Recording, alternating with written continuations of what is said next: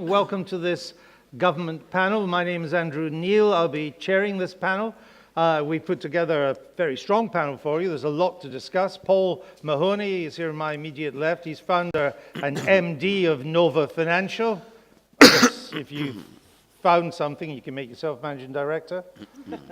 Why didn't you make yourself chief executive? Maybe I'll add that on. I'll see what I can do. Tony Gimple is the founder of Less Tax for Landlords. That's what it says on the tin. What title did you give yourself? Just director, that'll do. Just thank you. director? Yeah. Very well.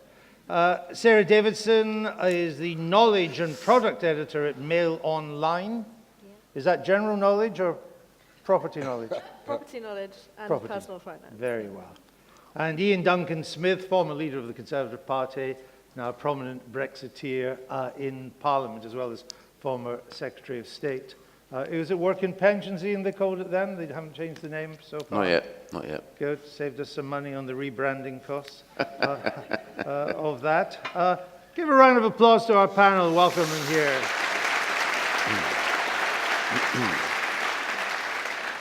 But it's not just the panel that's going to do work this morning. We have roving microphones. I want to bring the audience in from the start. Put your hand up and on topic. Feel free to intervene and ask some questions. If you make statements, you will be cut off. Remember, questions end in one of these things, and the sooner you get to one of these things, the better. But I want this to be an interactive panel. So let's get underway. It's dead on 10 o'clock. We're finishing at 11:15 dead on as well, since I'm on air on BBC Two at 12:15. So I just hope Boris's bike lanes don't get in the way as I dash across London back to Westminster. Let's just go, before we get on to some specific property matters, let's just deal with the elephant in the room right away. Iain Duncan Smith, if the Prime Minister brings back her Brexit deal next week for a third vote, will you vote for it? Well, I want to see if she gets any changes. If she doesn't get any changes, the deal is exactly the same as before. There will be no changes. That's well, it. What you see is what you get. Yeah, well, I've so far declined to give her any support for that particular deal because I think that at the end of the day, it traps us in something which I don't believe people voted for, which was to be locked into a customs union and aligned with the single market. So all of the upside of being out, which is to make your decisions about what your tariff rates will be, getting your trade deals around the world, and ultimately being able to set your tax rates, because the European Court of Justice is busy now trying to make harmonized taxation around Europe through various judgments. I think all of that gets lost. So you are, in a sense, I think, in the worst of all worlds. So my sense is it's best to have a clean break, but get on with them and want to trade with them and have a proper free trade arrangement with the European Union, which I think is the best deal possible.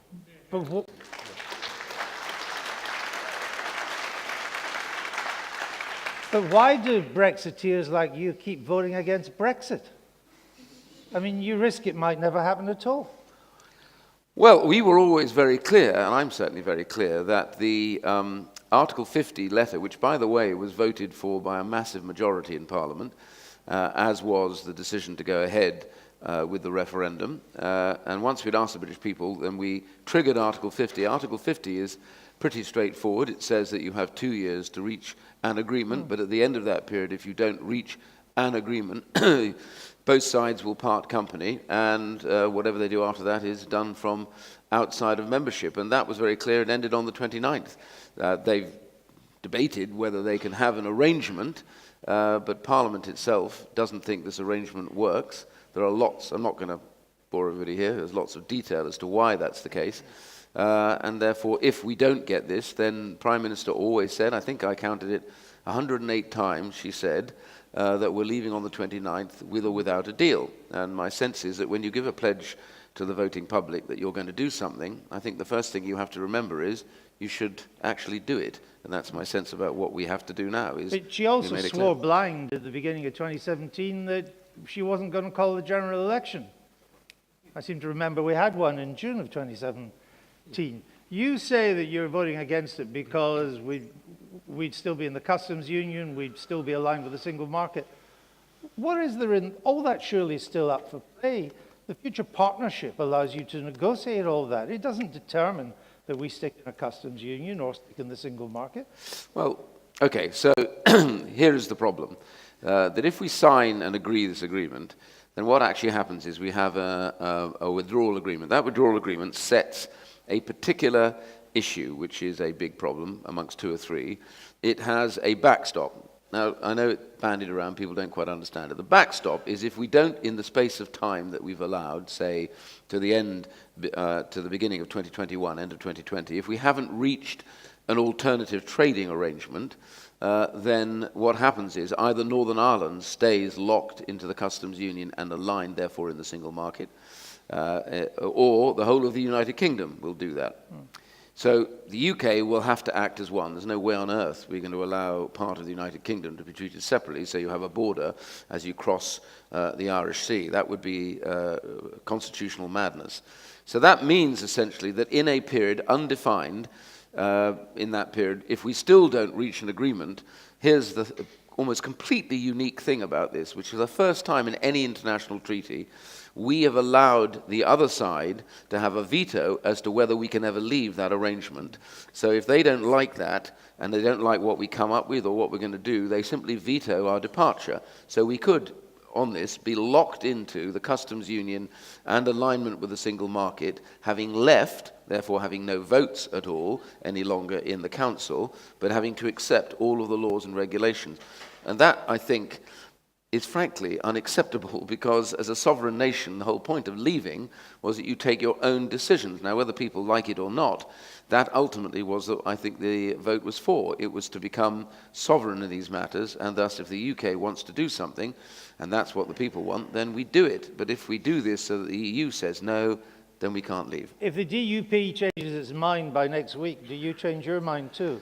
Not necessarily, because the DUP has a set of particular requirements. Their main requirement is that whatever happens in this backstop, if we were to agree to this agreement, they would not be left alone. In other words, they're asking that if the backstop comes into play at the end of that period, which, as I say, is indefinite at that point, the rest of the United Kingdom won't decide just to leave them parked in the customs union, single market, basically still in the EU, whilst the rest of us are slightly outside. And so the answer to that the government will give them, and I'm almost certain of that, is that we would not leave them, which is, in a way, worse for the rest of the UK, because it then locks the whole UK into full alignment with the single market for goods and agricultural products, and it means basically that we are in the customs union, so we can't set our own tariff rates. We won't be able to negotiate any trade arrangements at all, because as you've seen with America, one of the things they want to negotiate is on agricultural goods and on machine tools and all the rest of it. We won't be able to do that because all those tariffs are set in Brussels. Sarah, has this whole protracted Brexit process had an effect on the property market? Yes, definitely. I think that we've seen, particularly from the beginning of this year, a marked slowdown in the number of transactions. Rick's latest research showed a real drop in the number of properties on estate agent books. I think the fact that we don't know what's going to happen is causing this kind of paralysis. People are just waiting. It's creating a false sense of security for buyers who are asking sellers to drop their prices. So sellers are just saying, look, I don't need to do this now.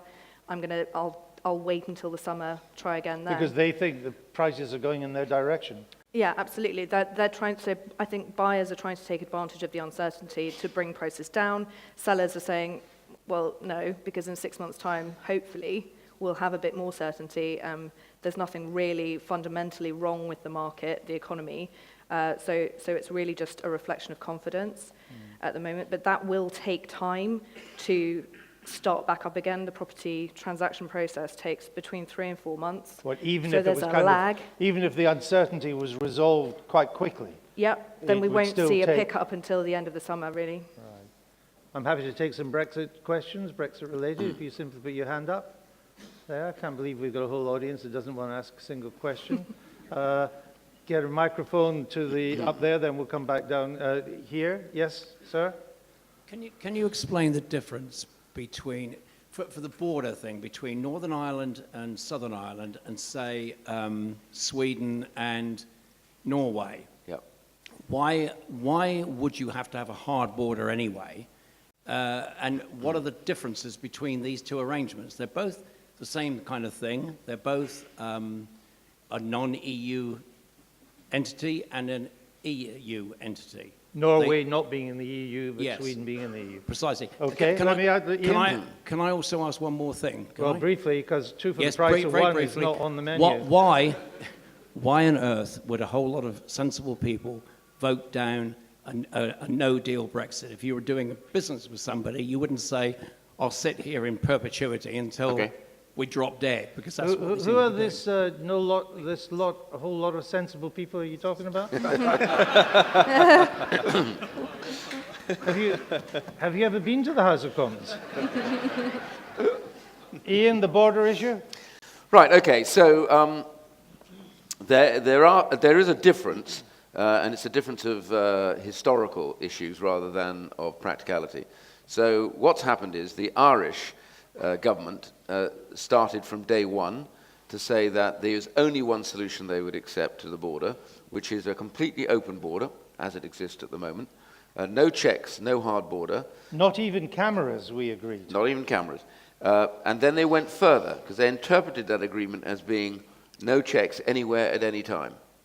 Now, that different, slight nuance of interpretation is the issue, because the Norway-Sweden border is pretty damn quick. You cross it very quickly. Why? Because these days, there's no longer any paper checks. This is all done by electronics. So in other words, if I'm selling goods from Southern Ireland to Northern Ireland or vice versa, I become what's called an organised economic operator. That means you pre-declare everything. So you sit on a computer, you've got your normal customs procedures, you send them through, they're done. Your goods then travel. If you take Rotterdam, for example, in Rotterdam, there are no checks that take place now at the border. So goods are loaded onto their trucks, and then they go. If they want to check something by intelligence, they send it 40 kilometers back from the border just to check if there's anything wrong. But other than that, everybody else gets through on the electronic declaration. And it's done in a matter of literally not minutes, but in almost a matter of seconds. The problem arises here on the border of Northern Ireland is that we, a number of us, have proposed alternative arrangements, which is you have no checks at the border. By the way, borders now are frankly gone. There's no reason for hard borders. We are both, by the way, in Schengen, not in Schengen, rather, Southern Ireland and the UK. So that means passport checks take place at Ireland and at the UK, so we can get through. Yeah, but the point is that we're not in Schengen, and nor is Southern Ireland. That means that we can rely on the fact they already do passport checks at their borders, and they rely on the fact that we do passport checks on ours, and we've always had free movement for Irish people in and out of the UK. So it's wholly feasible to come up with an arrangement, which we have already proposed, which so far the EU has simply point-blank refused to accept, which would allow that border to exist on the basis I've just described of the alternative arrangements. That would settle this issue, and it would actually mean there would be a very fair chance that the deal that she struck would get through, because we wouldn't be trapped in a backstop stuck in the customs union. That's sensible, but you try talking to the EU about what's sensible, because it isn't getting The gentleman had his hand up there. Can you put it back up, sir? We'll get a microphone. Let's get a mic to him. While we're doing that, Tony, what impact have you seen the Brexit process have on the property market? Well, on the buy-to-let business sector, actually very little. Nature abhors a vacuum. There is demand exceeds supply in the rental sector, and those running high-quality housing and the ability to recycle capital are continuing to buy. Do so. Yeah, it's working really well. Paul, you're nodding. You haven't seen much of an Yeah, impact? fundamentally, there's no difference at all. I think the only impact, I'd agree with Sarah, is people are sort of waiting due to the uncertainty. But, you know, if you look at it logistically, property moves so slowly.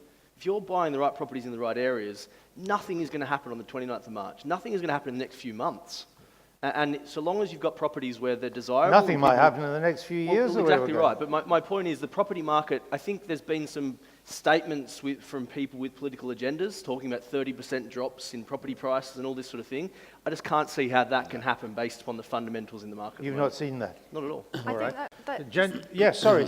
Yeah. I would just say that was a bit of a misnomer. That was Mark Carney, the Governor of the Bank of England, telling banks that they needed to insulate their capital bases to be able to cope with a 30% fall in property prices in the highly unlikely event that that ever happened. Yeah, so he that was didn't a very, predict very property worst prices. case scenario. He didn't No. predict property prices would fall. What he said was that we've stress tested the banks So they for a survived that. 30% I think it was the fall. way it was portrayed in the media after that. It little was, clip of but what he I'll meant let when you he into a did say. secret. He knew precisely how it would be portrayed in the media.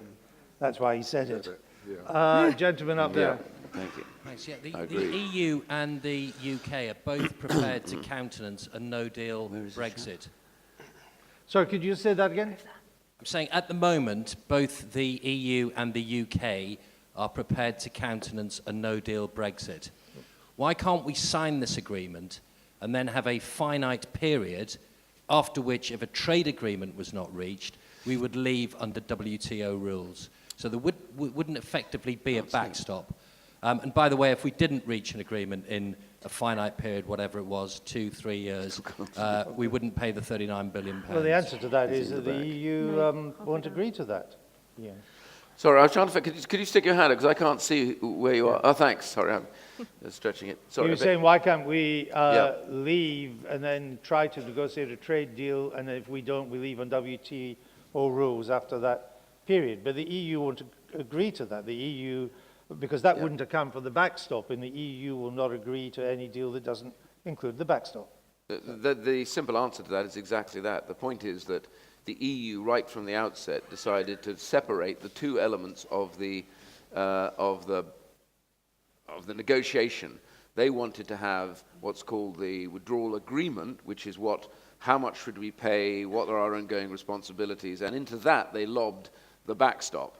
And then they said, once we've agreed that, we will then discuss what the future trade arrangement is. But the problem is, they're completely locked together. And by separating them, they've created this complete nightmare, which is they get everything they want in this, and then we're left with a very poor negotiating position. This is the point about the backstop. It's not just that we might go into it. It's that as we get close to the point that if, say, we'd signed this agreement, negotiating hard with them, and they're saying, no, we're not going to do a trade deal like that, not going to do that. Finally, we get close to it. Monsieur Macron gave the game away about 3 months ago.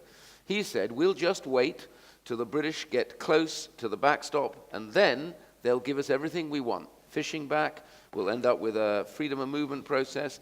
He went through the whole list. He said, this is set for us to get what we want, and the British will become basically supplicants. And that is absolutely true. That's the problem. We have no negotiating position. You're quite right.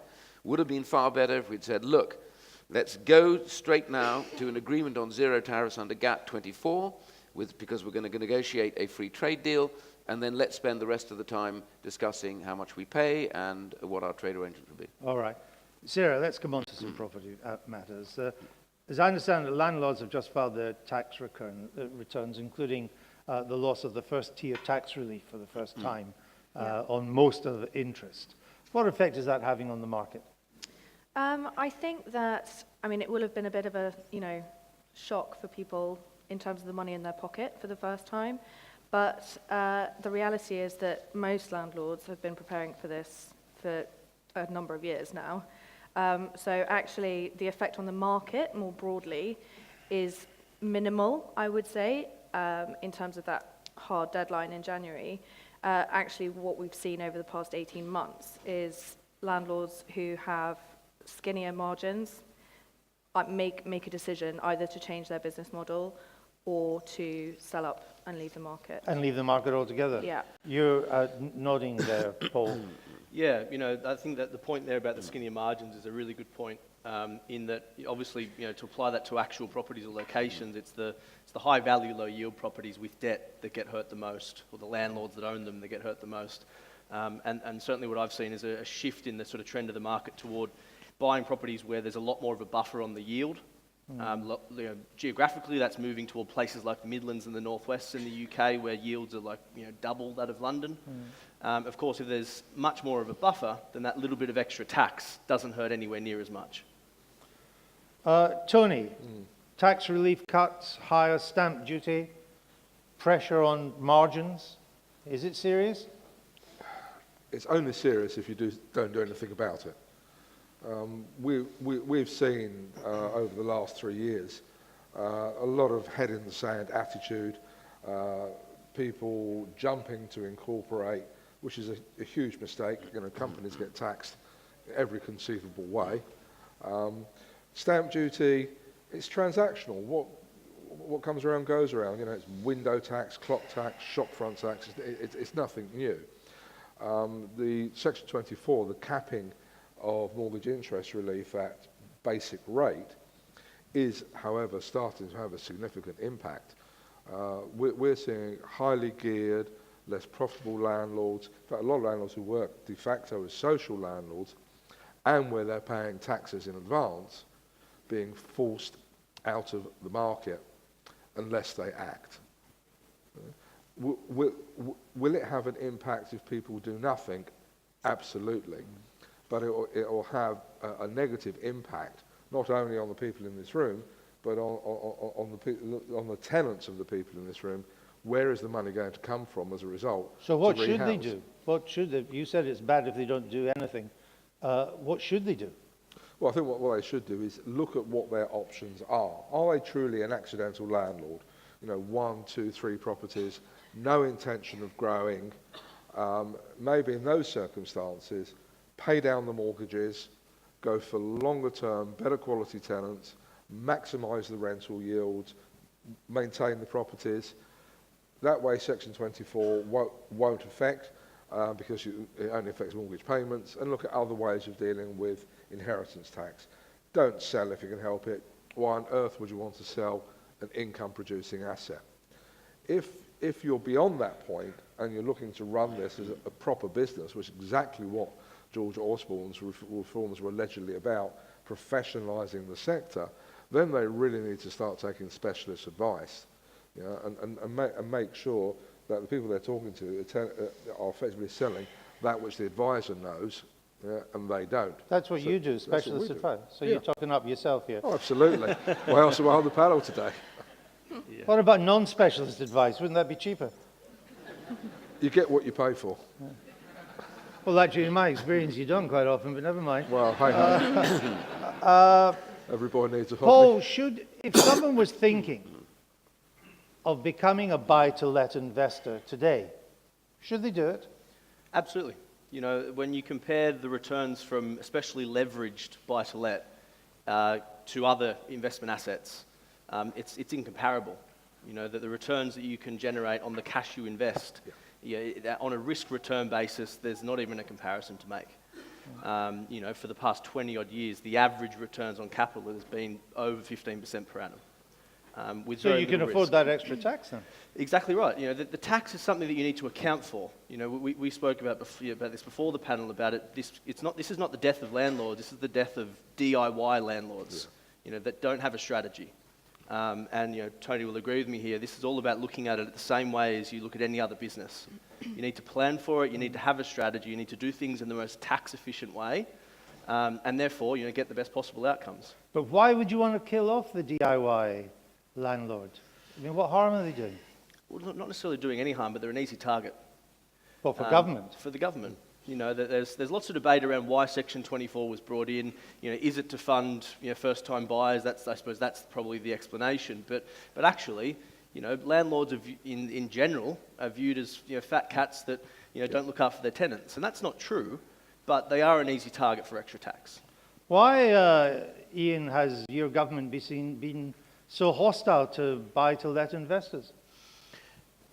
Yeah, this goes back, I think, to the run to 2015, and the then Chancellor became, I think, quite fixated on the idea that too much property, particularly in central London, he felt, was being bought up by people who had no intention of occupying it, either to let it out, but to do so rather badly, or just simply not even to occupy it. And this was aimed, I think, quite heavily. He was influenced by the idea of foreign investors coming in, just buying up flats and everything else and pushing the price up.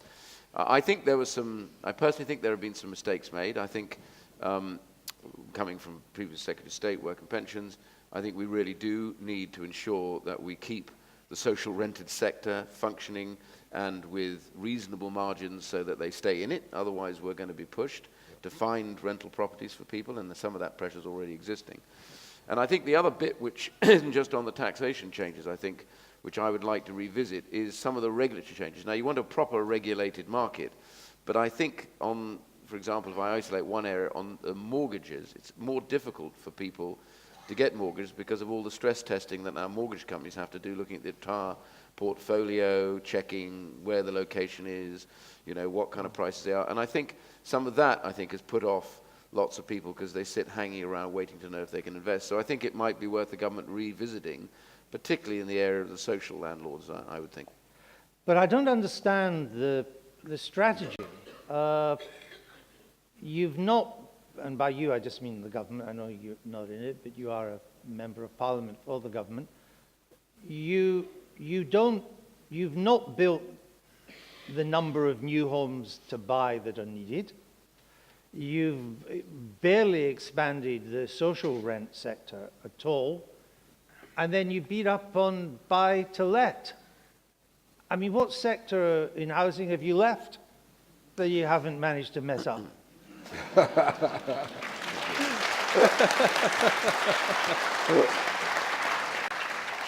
Okay, let me just take that one straight on. Look, successive governments, it doesn't really matter what hue, have simply not managed to get the market right, so enough houses have been built, accepted.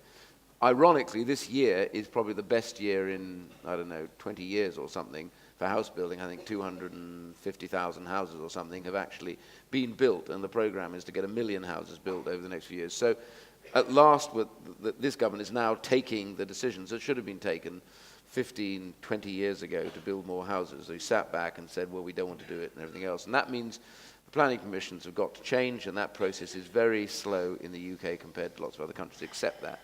I think one of the reasons why Osborne did it as well, which I didn't, and the government did at the time, mention, was that the desire to get more first-time buyers into the market. And there is some fact of life that the changes have delivered more houses that would have otherwise gone into buy-to-let, have actually gone into sales for first-time buyers. I think there's some evidence of that. But I come back to the point that, to be fair, I think now we need to take stock of the balance, because we aren't just a bought market. We do now have an absolute reliance at the bottom end for social tenants to have flats and houses to rent. And so I have asked the government to look again at how we encourage that sector particularly, because it's vital. The other sector, in a sense, and these guys just saying much the same, can in a sense look at it, does it properly, but I think the social sector is the more difficult one, and I think we have to look again at that. Let me take some questions. Yes, there's a hand up there.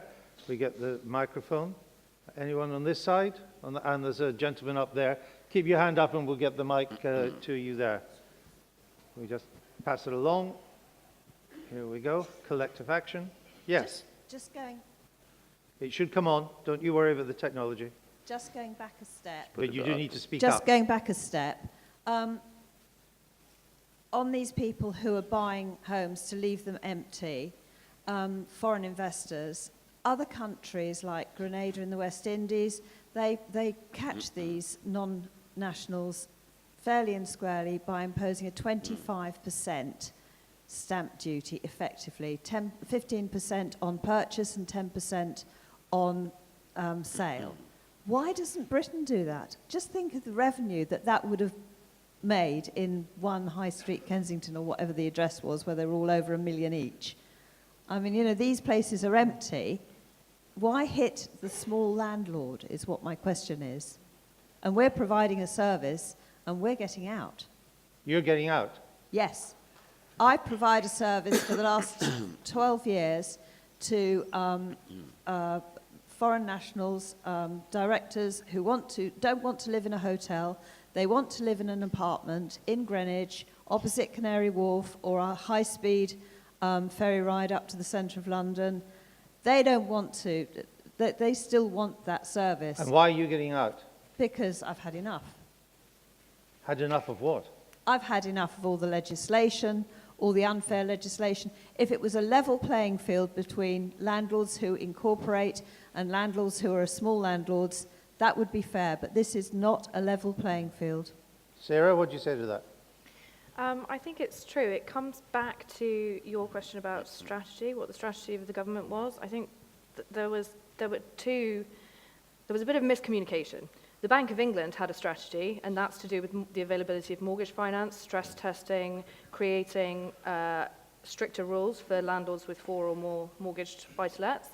And then the government also had a strategy which was to try and professionalise the buy-to-let sector, or the rental sector rather, to bring in much more institutional money, have basically, because that would allow the authorities to police and monitor that sector more effectively, to bring up standards. That was the thinking behind all of these changes. Unfortunately, in practice, they all came in within 18 months of one another, and no time, we already mentioned how long the property transaction process takes, no time was given to see how each of those changes bedded in and what effect that had on the market. So we've had this 4 or 5 taken together, 4 or 5 changes all happening at once.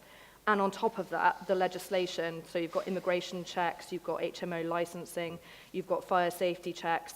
It has just put a real crunch on small landlords who, previous to 2015, didn't have any of this to deal with.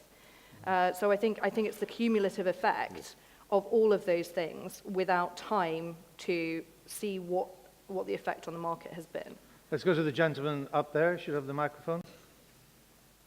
Have you got, where is the second microphone? Oh, I don't know how I managed to get up there. It was meant to go there. It's got a life of its own. Anyway, carry on. Thank you.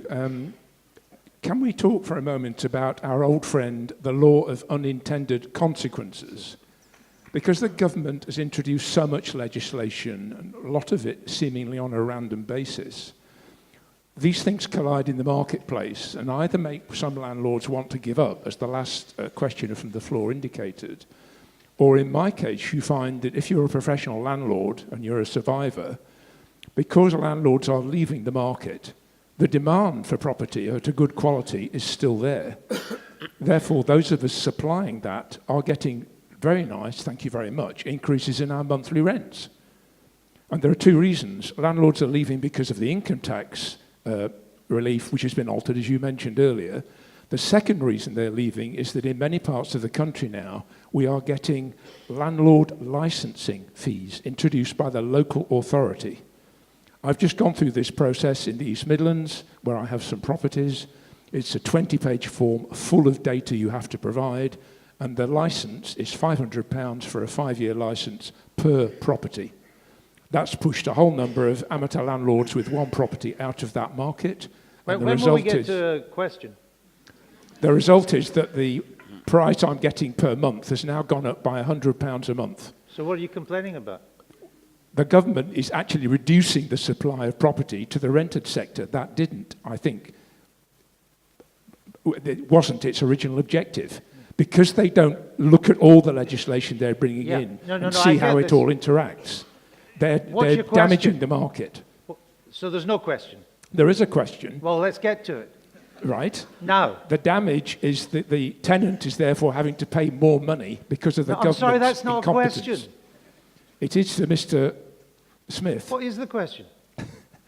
The government is being incompetent about the property market. That's the question. Statement. It doesn't end in one of these. What bit did you miss at the beginning? Let me try and come back. There's too much legislation, is what he's trying to say. Why are you doing it? And I think the other thing coming out of the lady's question down here, a lot of what Mr. Osborne reacted to was because of a particular bubble in London. Not just in London, in central London, not even central London, within the Circle Line. Why would you base national legislation on what is essentially a freak market? Well, can I just, the 2 of these questions, your comment is correct. I've written about this, and I said that places like New York actually do this. They say that if you don't occupy this place, we are going to put a different tax level on you, and that rather discourages it there. And I think we could have done something like that at the time, and I think that would have helped. What was happening was a lot of people, particularly from China, were buying properties in the idea their children were going to come to university here at some point, and then they'd occupy them 15 years later, but in the meantime they didn't really care because they had enough money, so it would just accrue a value, and at some point they might sell it. So that could have been dealt with, I think, separately. I completely agree about that, and there were arguments at the time about this, but I think some of this has been led by the media and the politicians. Oh, be the media's fault. No, I didn't. Ah, of course. I'm not blaming the media. I'm saying the Oh, he argument was just led did. by it, and then, no, the decision always lies with the government. So the But government I mean, reacted a to that. non-occupancy tax, as the lady down there mentioned, would be relatively simple to administer.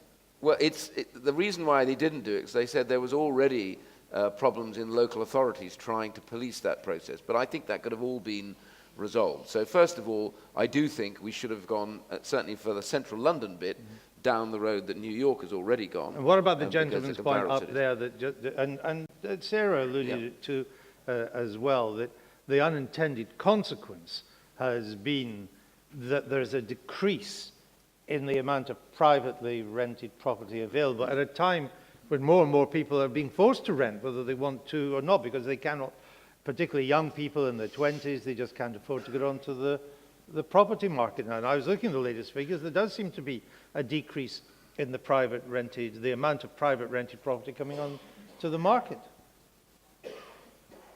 I was looking at you, Iain Duncan Smith. Oh, sorry, I was going to... Well, you mentioned... You You can't get out of it. So I thought... No, I mentioned that Sarah had alluded to that. Yes, I mean, think- is it government policy to have more privately rented accommodation or not?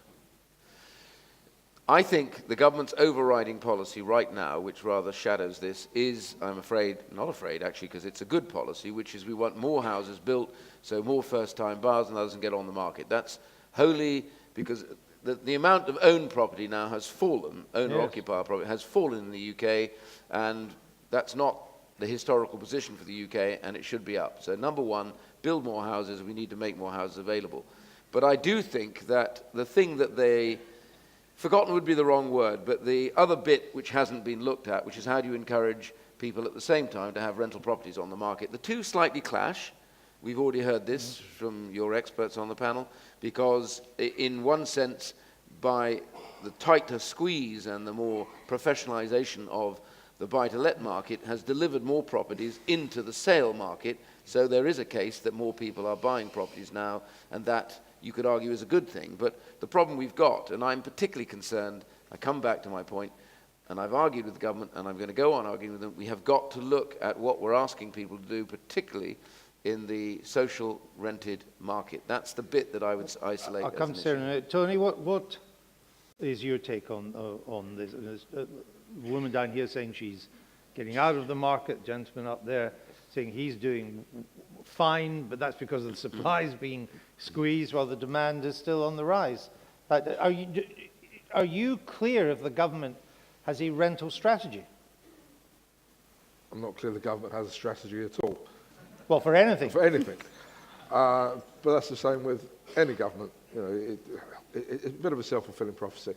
Look, the law of unintended consequences is right. And we've had this perfect storm of regulation, legislation, variable enforcement, outcomes-based, and nobody's really sat down and did planning 101. Where are we now? Where do we really want to go? And which road to Rome do we take? How do we reverse engineer the process? Rental sector is now the second largest tenure in the UK. It's growing. It accounts for 20% of tenures. Sorry? It accounts for 20%. Yeah. The private sector is 20%. Yeah, exactly. So the high is twice what it was in 1996. Yep, and growing fast. Yeah. Well, not anymore, we hear. There are always short-term up and downs, but the trend will... Well, you think the long-term trend is still up? Yes, it is still up. It is. And we're seeing that every single day that people pick up the phone to us. The real good thing, actually, about some of this unintended consequence is that there are tighter mortgage lending rules for buy-to-let landlords. If anybody in the room had a mortgage in the late 80s, early 90s, when we came out of the ERM, that hurt. Interest rates went through the roof. So to have stress testing at 5.5%, looking at the business portfolio as a whole, will stop people getting into trouble. So anything more than 70% loan to values, regardless, exposes you to all sorts of risk. So yes, government does need to join up the dots more. More money needs to go into build to rent. The threshold for the companies entering the build to rent market needs to come down, and local authorities absolutely have to work with the private sector, and the private sector has to understand that will be a massive cultural change for them. So look, it will sort itself, but it will take time. I know this is a big issue for a lot of you. Let's get some more questions, please. Yes, the gentleman there. Yeah, so just mentioned build to rent, Tony. Iain, there's a strong feeling within the landlord sector, the community, that this government has a specific agenda to clamp down on buy-to-let landlords, to clear the decks, to bring in more of the build to rent operators. What is your view on that? To be quite frank, this is a debate that's going on right now. So I don't think it's an absolute position. I think there are those that think that we don't want to have a lot of small operators in the market. We want the bigger operators. My view is that I think there's a balance in this. And I think, and I've already spoken to them on a couple of occasions, we have to get the balance right. The balance isn't right at the moment. We want a healthy market that has an ability for people to buy their homes. We want an ability for people who want, the rental market. I mean, for example, I was very concerned the other day, and I made this clear. Funnily enough, the Chancellor was on side with me, which isn't always the case. I said to him, I'm very worried about getting rid of the 6-month position and putting an imposition on landlords for longer tenancies. Now, that's great in one sense, but it also takes away the flexibility of landlords to deal with people who become very problematic and difficult tenants. And so I said, the idea you just suddenly, it's all right because the tenant's rights are absolute. People actually who put these properties up, struggle sometimes to get tenants out. And the 6-month tenancy, I think, is reasonable, providing it's properly operated. So that this was a row, and it's a row still going on in government. So it's not absolutely settled. My view is the balance is everything. You've still got the microphone. What do you make of that answer?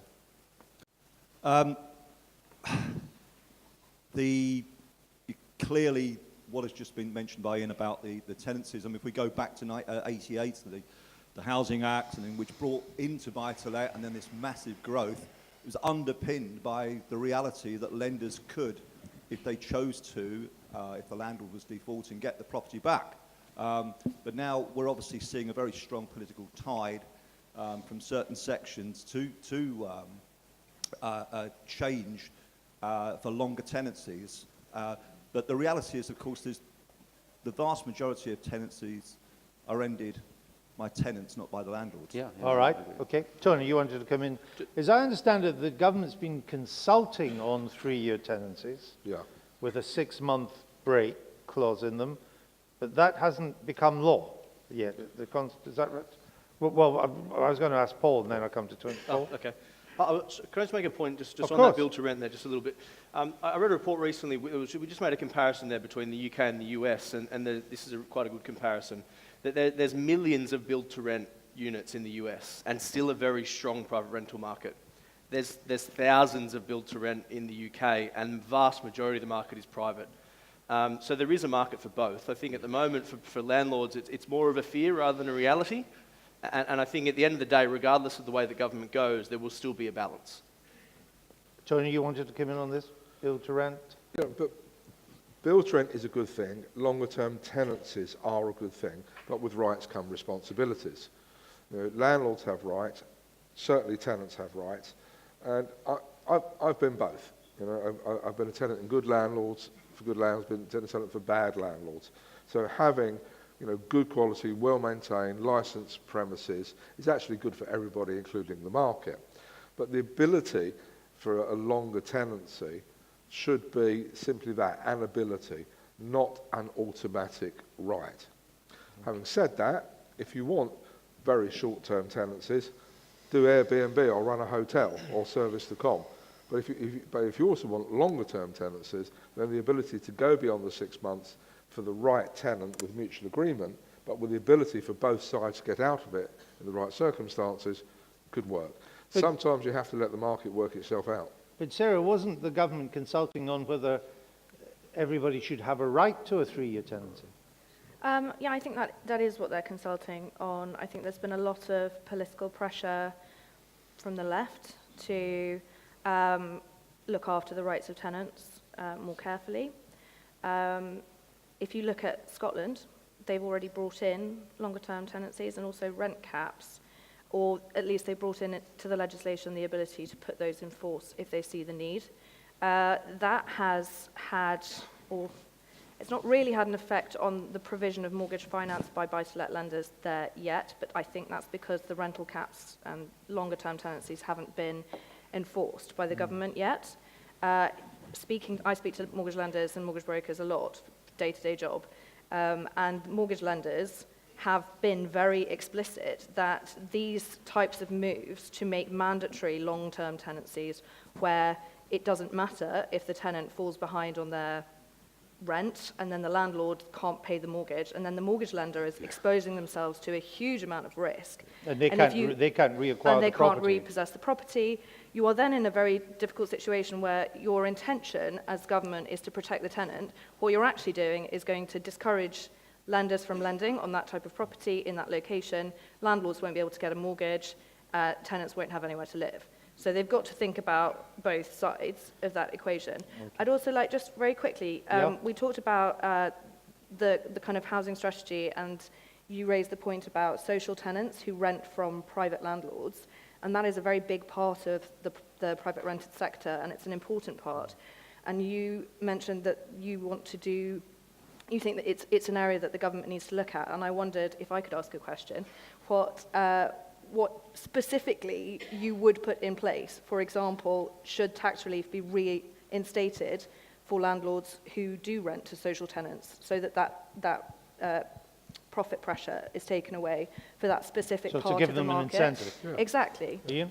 The answer is I do think that's the area that we need to look at, because what has changed over the last 15, 20 years, I suppose, has been the balance between wholly owned social housing and privately rented social housing, and we've come to rely more and more on the private sector to provide our housing. Now, if we went on a big building spree, which we are, and we're going to add more social housing, it's still not actually going to get rid of the requirement to have this kind of affordable rented sector, which is vital, and particularly in London. It's particularly peculiar in London that it's required more than anything else. So I would certainly, one of the areas I said is we should kind of like, the wrong way to put it, separate out to a degree, not completely, but just separate out and look at this area as a social need, and therefore it needs to be treated in a way that, because the returns on it are not great, so you need to look at, therefore, what keeps people in the market. All right, let me get some more questions. Yes, hold on, we got a microphone to you. I know you've got a loud voice, but you still need the microphone. 3- and 5-year tenancies would not be a problem if procedures for evictions for specific derelictions were toughened up and speeded up. Why should this not happen? Because it's unpopular to evict people if you're a politician. Well, it's a political debate. What bit of that didn't you work out? Yeah. Yeah. So why are you asking the question when you know the answer? Right, let's have more questions. Yeah, I'm determined to get a microphone to you, but keep your hand up so that they know where it is. Have we got a microphone near anybody else at the moment? You've already asked a question. Don't push your luck. This corner's a bit... No, you can't shout out if you haven't got a mic. Just behave yourselves. Yes, sir. Yeah, hello. This is... It's all right. The mic will work. They'll handle that. You get the question right. My question's to Iain. Iain, you were the architect of universal credit. Do you think it's succeeded, and has it been successful?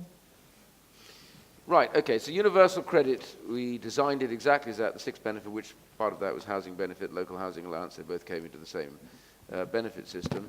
I do think it's successful, but I think that the whole point that when I launched it, we didn't roll it out like tax credits. We rolled it out so it goes stage by stage. So at every stage, they're able to reset. Now, one of the big problems, the reason I resigned at the time, was because the then Chancellor chose to take $4.5 billion out of the benefit. Now, my point was, you can't roll a benefit out if you take a large chunk of the money out. What has been good over the last 2 years, to be fair to the government, I've campaigned to get the money back in. So pretty much all of the money that was taken out is now back in universal credit. So that means, therefore, that we're back to equilibrium. But, yes, there are some issues, and these issues are being dealt with. Some of those issues were to do with the fact that, as part of that savings program, they instituted another extra 2 weeks waiting on the back of the universal credit. I designed it for 4 weeks, not for 6 weeks. And my concern was that those extra 2 weeks would lead to issues and problems. And where it's been rolled out like that, they have led to issues and problems. So now the government's reduced it by a week, brought forward advance payments, absolutely right. It's allowed people on housing benefit to keep the first 2 weeks of their housing benefit as they go into the claim. That's came out in the last couple of months. That's a good start. And the key element now, which is the next flexibility, and I always intended this to be the case, is that if an individual requires that their rent is paid direct to the landlord, then that can be nominated under the alternative payment arrangement and activated straight away. What actually happened was they couldn't do that at the time when it was launched out. They can now do that. The idea is if they come and say, I would prefer my payment to be paid to the landlord, that's great. And if you would, and the whole idea of it was, and this is why we did it like this, whether it was paid direct. Remember, local housing allowance, by the way, for private tenants was anyway paid direct to the tenant. It wasn't paid to the landlord. And one of the big issues about that was that landlords complained quite rightly that a tenant could run up to 2.5 months of arrears, then pay a small amount. The clock was set back to 0 again, and they could run up further arrears. Universal credit brings that to a stop. In other words, if you run up those arrears and the landlord notifies, then what actually happens, you can go into direct payment to the landlord, and then also you have a very accelerated process of getting the money back, which you didn't have before. So that's a good facet, but what we did when we opened the portal to landlords, that is the flexible bit, allows the landlord to be able to contact the DWP. So the key area now is, do we do a quick enough assessment of the individual and their debt position when it goes into universal credit to decide that if they are carrying debt, 60% of tenants are carrying debt over from tax credits when they come in, which was never anticipated at the time. Treasury was meant to deal with those. They should still deal with them and separate them from universal credit. But if you are, then the answer is, I think, you probably need to go straight on to direct payment until all that debt is cleared, and then you get a reassessment. And that's one of the proposals that's going on. So the proposed stage rollout of this enables them to actually rectify these things, and that's the next area, I believe, that they can rectify as they do the rollout from tax credits into universal credit. Overall, as rolled out and balanced as it completes its process through the country, I think it is having already and will have an enormous effect. More people are genuinely going back into work directly as a result of that. You've seen already the figures recently were down below 4% on unemployment for the first time in decades. This is hugely to the idea that actually through this process you'll be better off in work, and that's the key. But it's an engagement between landlords, and I know the DWI, I talked to them only a week ago. They're reacting to the comments coming from it, and they're actually trying to be as flexible as possible. And I think if you keep talking to them, that's what you'll get. How many people are on universal credit? It's about 1.5 million now will be on universal credit, and the next phase of the rollout will, over the next 2.5 years, take that figure up to around 5. Depends how many on benefits, but around 5 million. So you came to power in 2010 with Yep. universal credit reform as the centerpiece of welfare reform, and 9 years later, it only reaches 1.5 million people. Well, I don't think that's... I mean, at this rate, we'll be into the 22nd century before No. it comes to the country. Honestly, there is a reason why, and when I introduced it, we decided the best way was to do it stage by stage. Because all the other... I mean, you take tax credits, when that was rolled out, nearly 750,000 people didn't get a down payment at all for months. And they've never got that money But back. you never thought there would be just between 1 and 1.5 million people when you started this by 2019, 2020. No, but I adjusted it for a very good reason, Andrew, because what we wanted was, as the benefit rolled out, when you because it's, by the way, the system is absolutely working really well. The IT system works, which is unusual for government IT, but it is working. Not unusual, it's unique. Yeah.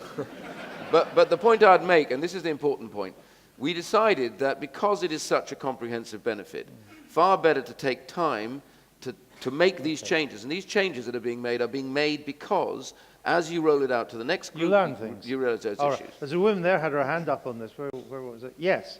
Let's get a microphone to you. Hiya. I'm concerned that the sort of smaller people are being taxed heavily. And, you know, in the community we say, why aren't big companies, why are they allowed to pay such small amounts of tax? You know, why don't you change the rules so big companies are appropriately taxed instead of just people, you know, and you're talking about people going into work, more people in work, but there's lots of people who are in poverty, working really hard in poverty. So why don't you balance things out better? Which big companies do you have in mind? Facebook, Other than Google, Facebook, Amazon and Apple. Other than that, who do you have in mind? General Electric. I mean, there's lots of, General Electric, that doesn't pay tax?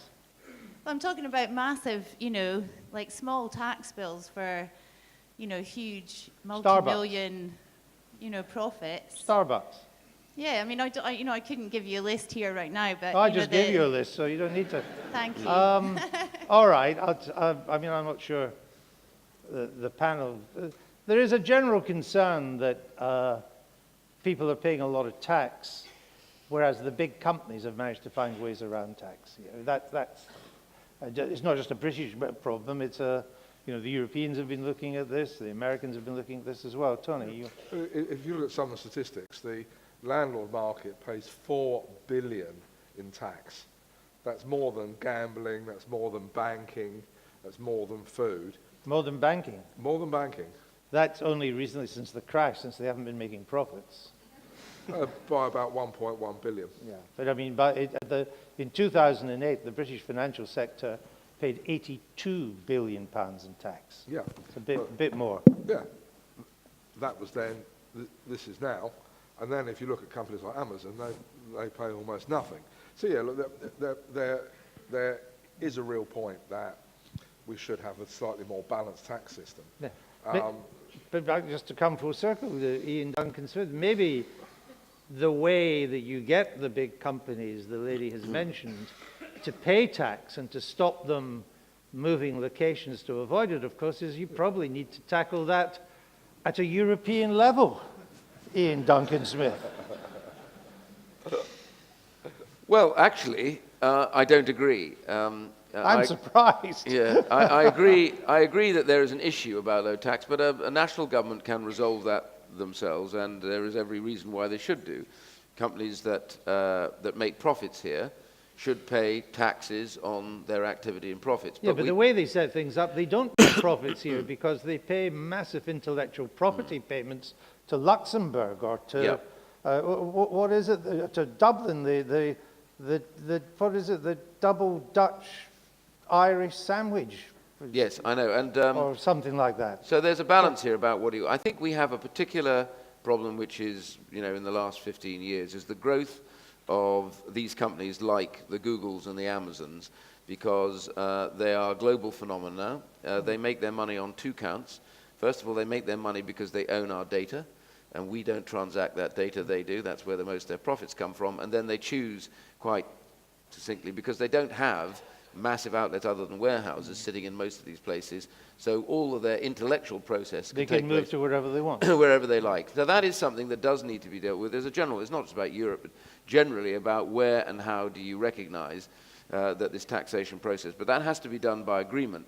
But the main point is, if you make profits here, and the government is now serious on this, if you make profits here, you have to be taxed on those profits here, and you can't just say that you're set up somewhere else, that you will still have to pay full taxes on those profits. And there are ways of doing this.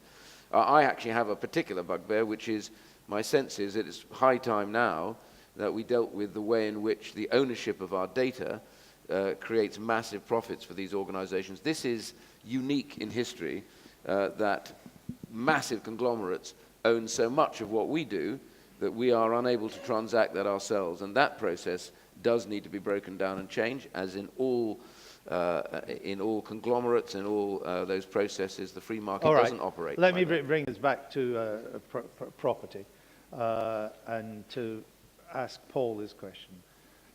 As the regulations get more complicated and as it becomes tougher, the tax relief is being squeezed if you're a private investor, investing as an individual. Is the way now to proceed in buy-to-let is to do it through a corporate entity, to form a company? Look, it's one option. The corporate entities are exempt from Section 24. However, I think it's relevant to the previous point as well, and it's relevant to your question. A common misconception with Section 24 is due to the way that it's written, that by 2020, buy-to-let mortgage interest will no longer be a deductible expense. However, it is provided as a tax credit at 20%. At the basic rate. Which just so happens to also be the basic rate of tax. So that means that for anybody who's earning, as of April this year, less than £50,000 per annum from employment income plus property income and any other income, that person will not be affected at all. Because they'll still just be deducting it at the tax basic rate. position, They the haven't amount you're gone putting into in the your higher pocket tax will brackets. be exactly the same. All right. Now, what's more interesting about that is as a married couple, with property, you're considered almost a joint entity. So for two people that are married, you can have up to 100,000 of income spread amongst you. You can pull the because tax your partner, if I'm earning 150 grand a year and my wife's earning nothing, I can allocate 50,000 of my property income to my wife. Does she say thank you very much? I'm sure she would, but you know what's interesting about that is for a couple, and in my experience, almost maybe not the majority, but at least half of the people we speak with have the ability to spread that sort of income between them, especially once it gets toward later in life, and if property's their pension. I wouldn't say the majority of people are generating more than 100 grand a year from their properties. Sure. So that's quite interesting to be aware of that. And it's one reason why you need to seek advice. If you're a landlord and you haven't sought advice about Section 24, you're mad. You need to know how it's going to affect you, and you need to know what strategy works in the current market. If you don't have a strategy, you're also mad. Seek advice. It's not a do-it-yourself activity anymore. It's too complicated. So far as what works from a tax perspective, as far as property selection, finance, there's been a number of changes with finance lately, how that affects certain situations. You really need to seek professional advice and determine what the best way forward is for you, because there's a massive difference between the right strategy or the right decision and the wrong strategy and the wrong decision. Tony, I think you said earlier on you didn't think going the corporate route was right for a lot of buy-to-let landlords. For the majority of people, it's going to be a really expensive decision. Limited companies are taxed in 7 different ways. Corporation tax, income tax, dividend tax, director's loan account, capital gains tax, inheritance tax, national insurance, and probably auto-enrolment, so that's 8. Having said that, if all you're thinking about is tax, then you're looking at this through the wrong end of the telescope. It's a business. Businesses only exist to make a profit. A business is legitimately allowed to reduce its tax insofar as the law allows. And if you're coming at this purely as a way of saving tax, well then actually you become an Amazon and be done with it and have the intellectual property in some form of tax haven. But if you run it as a proper business, a combination of different legal personalities, limited liability partnerships, limited companies, mixed partnerships, and separating ownership from enjoyment from control, avatars of the same people, legitimately allows you to run proper businesses and gain a lot of benefit. Sarah? I think I agree with what both Paul and Tony have said. I would add one point to the getting professional advice. You'll find that some mortgage lenders, and typically the ones that will take account of the fact that you're a basic rate taxpayer and therefore give you a better deal, are only accessible if you use a broker. So that's something to bear in mind. But I also think it's worth putting this, taking a step back from thinking just about buy-to-let. Ultimately, if you're looking at investing in property because it's part of your personal plan for affording your retirement, then you need to make sure that you're thinking about your whole portfolio. Over-investing in property probably isn't the right thing to do. Ensuring that you have a balanced portfolio is the right thing to do. Financial advisors can help you with that, though often they're very siloed and focused either on investments, and within that, I only like open-ended funds rather than investment trusts or whatever it might be. But I think it's important to take a holistic view and think about where your income is coming from, whether you're insulated against falls in the stock market. Property could be a good hedge against that. But it's all about balance and diversification. From my point of view, I think it's important. Some more questions from the audience here. Let me see a hand.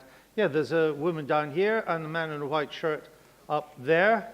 So let's get a microphone to the man in the white shirt. Keep your hand up, and if the lady here can keep her hand up, we'll pass the microphone along to you, and we'll go to the woman there first. Here's the microphone coming there. Yes. Oh, hi. I just wondered, Iain, do you think things might get worse for us landlords? Ian? It was no. Ian you wanted to... Yeah, or in general, rather. Yeah, I think it's a good question for them all. And then I'll come to the gentleman there. I mean, I'm just looking at some of... So we've had the changes on tax for buy-to-let. There's a ban on letting fees. I think that's come in already. No, coming in June. But coming in June. There's a deposit cap of 6 weeks. Now the government is looking for three-year tenancies. The talk of a specialist housing court to resolve these things. I mean, the government has been pretty active in this area. Will it remain so? I guess that's what governments do. Yeah, obviously I can't give any guarantees, I know you haven't got a crystal because I'm not ball, in government, but also because I think governments are always being attracted back into various areas if they think there's an issue or they're under pressure. I think there's been a lot of change already, and we have already the tenancy stuff, which is being consulted on, but at the moment I can't see anything beyond that. But that's the nature of Parliament. Depends who's in power, of course. If the other side are in power, the answer is yes. Yeah. What's the other side these days, Ian? Is that in your own party or another party? Tony? I'm going to take the fifth. What other things could government do? Either good things or bad things? Okay, let me actually answer the lady's question. That was the lady's question. Will things get better? Will things get worse? Probably things will get better. You know, demand exceeds supply. You know, you get ups and downs in any market, ups and downs in any kind of regulation. Government can screw things up 40 ways from Sunday. It's just the nature of the beast. The Westminster bubble, is completely isolated from the real world. Now, okay, if suddenly, we said that before you can become an MP, you had to have a life, be at least 50, have some real world experience, things might change. Ian's had a life. I'm qualified. You're qualified, absolutely. Present company have sected. What if Mr. Corbyn became Prime Minister? What would that do? Well, would the last person leave turn out the lights behind them? I mean, seriously. I mean, the man is, an avowed Marxist, and McDonnell in his smart That's suit. the Shadow Chancellor. Yeah, it is even worse. So are there any champagne Marxists in the room? Good, fine. Sorry. Well, there might be. They just don't want to. Well, no, come on.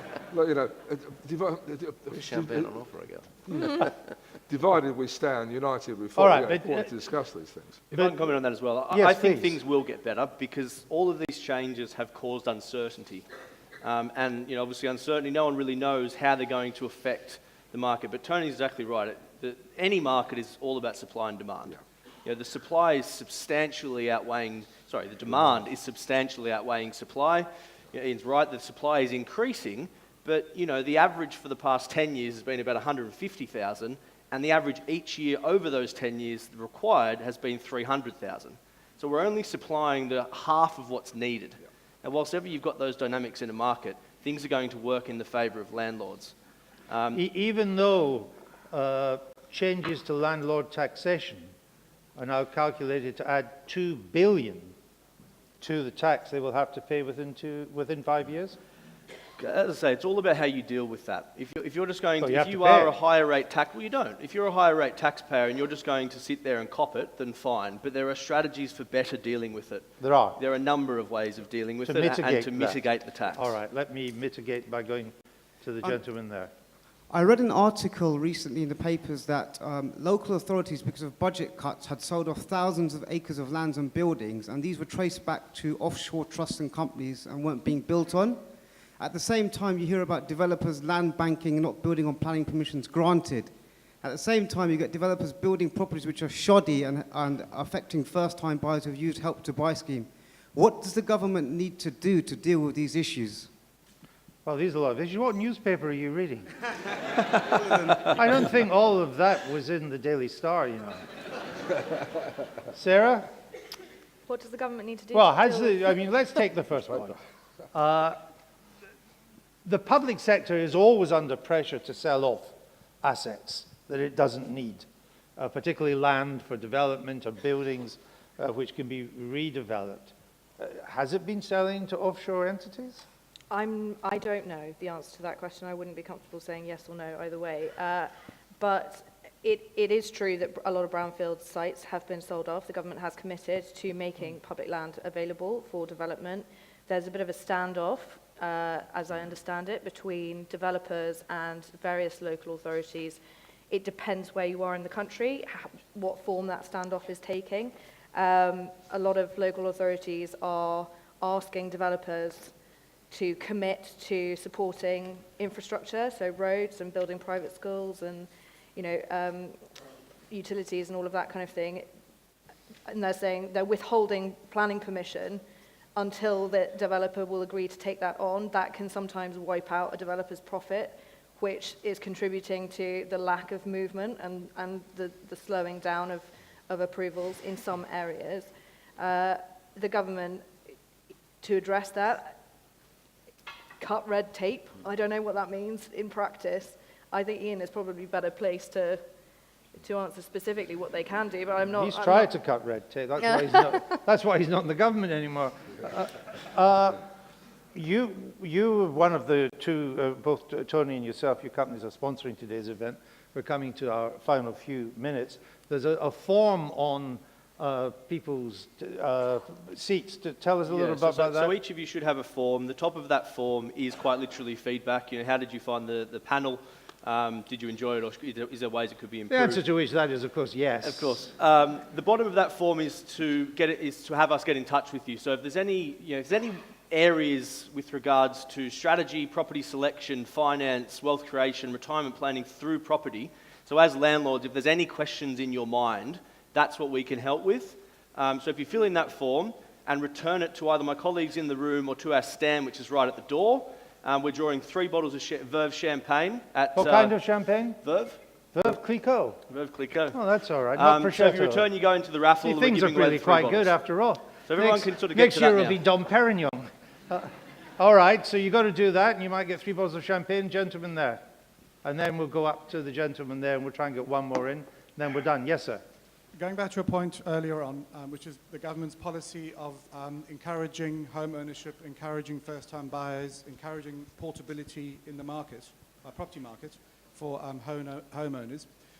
Why is it legislated that there are such huge barriers to entry for first-time buyers in the form of difficulty getting mortgages and high deposits required, high transactional costs, and why are there such huge obstacles in the way of homeowners wanting, for example, to scale up or scale down because their circumstances have changed? All right.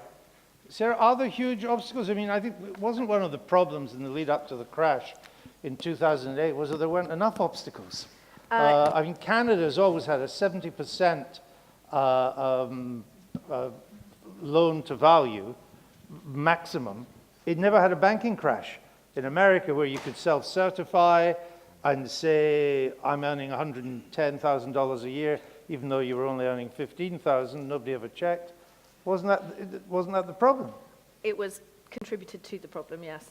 I would say, actually, a lot of the barriers to entry for first-time buyers have been removed. The government scrapped stamp duty up to a certain threshold, I think, is 600,000. Which covered a lot of the entry market. Yeah, so in terms of barriers to entry, transactional costs for first-time buyers have been removed. Actually, in 2018, more first-time buyers got mortgages than for the past 12 years. Yep. So access has improved dramatically. I think a lot of the fact the exit of many smaller scale landlords has put the type of properties back on the market that first time buyers want to buy as well. That's helped to support that bit of the market. The issue is that there are massive barriers to moving for homeowners. So people who want to move up the property ladder and people who want to downsize. And also I think downsizing is a slightly misleading term because often they've got a big family house in an area outside of town and it's far too big for a retired couple who can't do the stairs anymore, for example. They want to be nearer their children. That means moving to a smaller place, so they're competing with first-time buyers for the two-bed flat in areas where the school catchment areas are good. So house prices can often be a lot higher on that two-bed flat in the right area to be near their grandchildren and their children than the one they're three-bed selling. house they're selling. But hasn't the scaling of stamp duty, turning stamp duty from being a transaction tax into a major revenue earner for government, hasn't that also frozen the market? People Yeah. just don't move. Absolutely. They'd rather build a conservatory extension than pay the stamp duty for having to buy a new house. That's what you're seeing in the middle market. People who with growing families are choosing to extend, because why would you pay £70,000 in stamp duty to the government and have the hassle of moving when you could pay £70,000 to a developer and have a bigger house and it's exactly the way that you want, and then your kids don't have to move school? Right, let me interrupt you because we're in our final minute. Yep. I just want to go around the three experts. I'll let Iain out of this. In 5 years' time, will the private rental market be in better or worse condition than it is now? Better. Better. Better. Three betters. We end on an optimistic note. Big round of applause for our excellent panel. Thank you.